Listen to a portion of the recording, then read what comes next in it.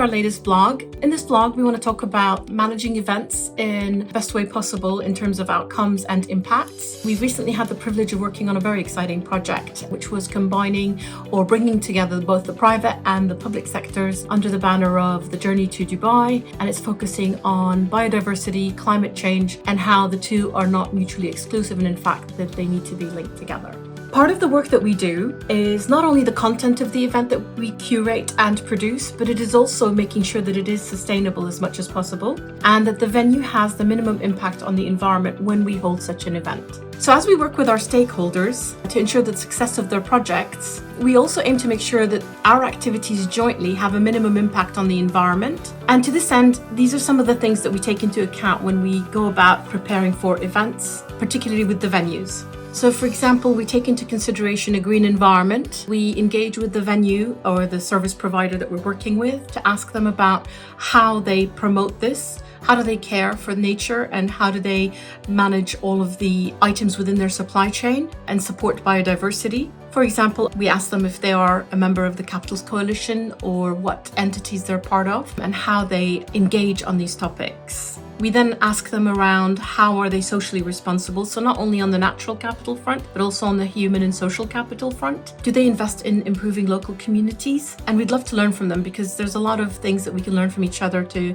improve. The third thing that we look at is energy efficiency. It's really important that we optimize the energy consumption. When you're looking at your carbon footprint, energy is part of it, and the best way to manage that effectively is to actually reduce your consumption in the first place. So minimizing your consumption levels is critical. But equally, the goods and services that they deliver at the property, how do they manage that in terms of efficiency? We then ask them about their carbon footprint. What are they doing on their carbon footprint? How are they managing it? How are they comparing themselves within their own sector and industry amongst their peers?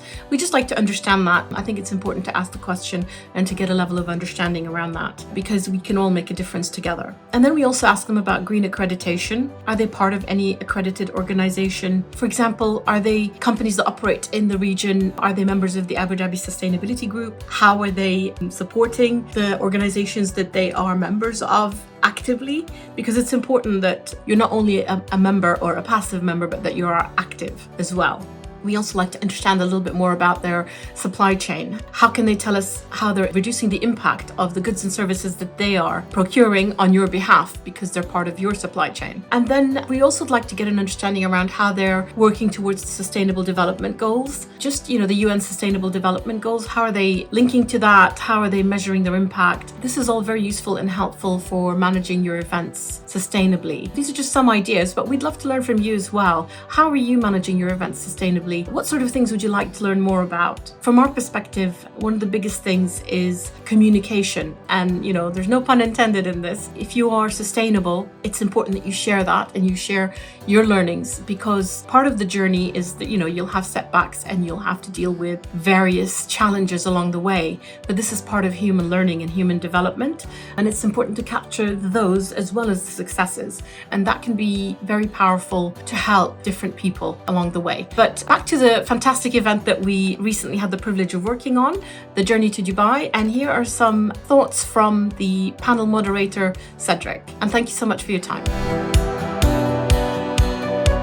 I think today's conversation was great because it showed the power of moving the conversation from climate is a problem to finding solutions to the climate. And I think the private sector is ready now to move from corporate social responsibility to corporate social accountability, which was called for by Hannah and Sakar of COP28. And I think with the example of Schneider Electric engaging 1,000 of their suppliers in a decarbonization program, offering them support, training, this is really the way forward. And multinationals have the agency, the capacity, the competency to engage their whole value network to achieve sustainable transformation for themselves and scope 1, scope 2, scope 3. So I think that was really engaging to hear very positive, hopeful messages for the future. The clock is ticking. We're running out of time to stay within the 1.5 degrees of the Paris Agreement, but there's hope, and the private sector, I think, is ready for the challenge. I look forward to COP28 here in the UAE. Thank you.